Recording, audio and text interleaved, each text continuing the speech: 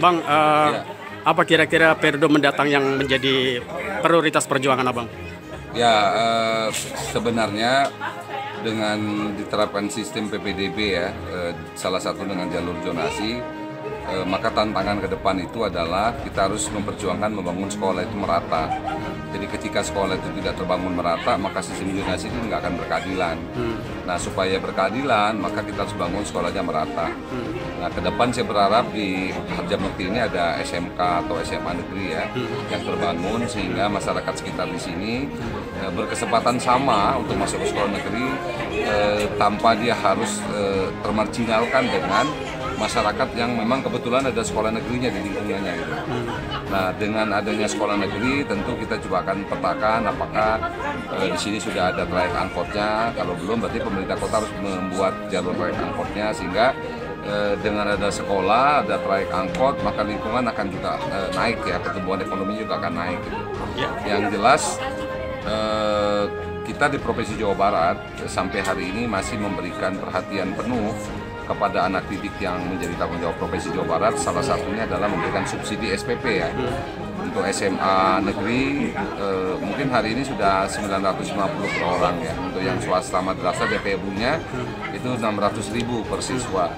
Nah, tentu ini akan kita naikkan, memang harapan kita setiap tahun agar beban orang tua dalam rangka membayar SPP bulanan menjadi lebih ringan kalau subsidinya lebih besar. Tapi kita harus menjaga keseimbangan, tidak semua harus tersedot dalam sektor pendidikan, karena pendidikan kita ini kan sudah 29% ya, dan 30% alokasi dari total APBD provinsi. Maka kita juga harus atur kewajiban kita terhadap infrastruktur, kesehatan, dan lain-lain. Karena jalan provinsi yang tersebar di 27 kabupaten kota di Jawa Barat itu luasnya panjangnya 2.360 km. Nah, di Depok ini aja sudah ada 11,5 km jalan provinsi yang harus kita jaga, kita rawat, dan kita perbaiki. Dan tentu dalam rangka menjaga keseimbangan itu kita akan memprioritaskan daerah mana saja yang masih kosong SMA SMK negeri, yaitu yang harus kita dorong agar Pemprov Jawa Barat memberi lahan untuk membangun sekolah. Tentu akan lebih cepat manakala ada kolaborasi antara pemerintah pusat dengan kabupaten kota. Contoh, ketika kota Depok punya lahan Pasus-Pasum, kan bisa saja kita sandingkan di Pasus-Pasum itu, kita bangun kewenangan kota Depok SMP, kita juga bangun SMA, jadi dia sekolah terintegrasi. Tapi kalau harus Pemprov Jawa Barat membeli terlebih dahulu lahan, nah untuk di perkotaan ya itu lahannya memang cukup mahal, gitu. Nah, itu kita juga butuh waktu. Nah, tapi seiring dengan itu saya sebagai anggota Dewan dari Dapil Depok Bekasi, insya Allah akan senantiasa terus berjuang.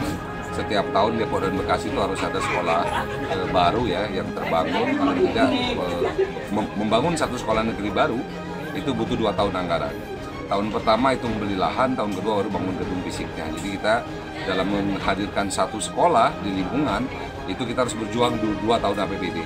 Itu mekanismenya seperti itu. Jadi memang harus continue kita memperjuangkan dan harus tetap semangat bahwa hakikat mencerdaskan kehidupan bangsa selain tanggung jawab negara juga tanggung jawab orang tua dan masyarakat. Tetapi investasi ilmu itu tidak akan pernah surut, tidak pernah habis. Kita berharap sumber daya manusia di Jawa Barat yang penduduknya paling banyak dari seluruh provinsi di Indonesia itu berdaya saing yang kuat, yang unggul, dengan terbangunnya fasilitas-fasilitas pendidikan yang unggul, yang representatif. Nah, untuk itu di mana ada daerah yang masih kosong tidak ada fasilitas SMA atau SMK negeri, maka di situ kita harus memperjuangkan dibangunnya sekolah-sekolah baru agar keadilan dan pelayanan terhadap peluang masuk ke sekolah negeri bagi lapisan masyarakat di Jawa Barat itu merata gitu.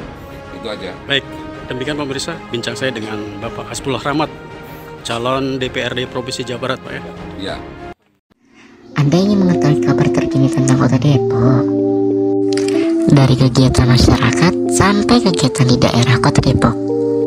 Dan menginformasikan kabar baik maupun kabar buruk ada di sini. Dengan memberikan informasi yang terkini secara cepat dan tepat. Kami selalu memberikan informasi yang faktual dan aktual. Kami juga akan memberikan kabar terkini secara realita. Hanya ada di MDC Media Depok Channel.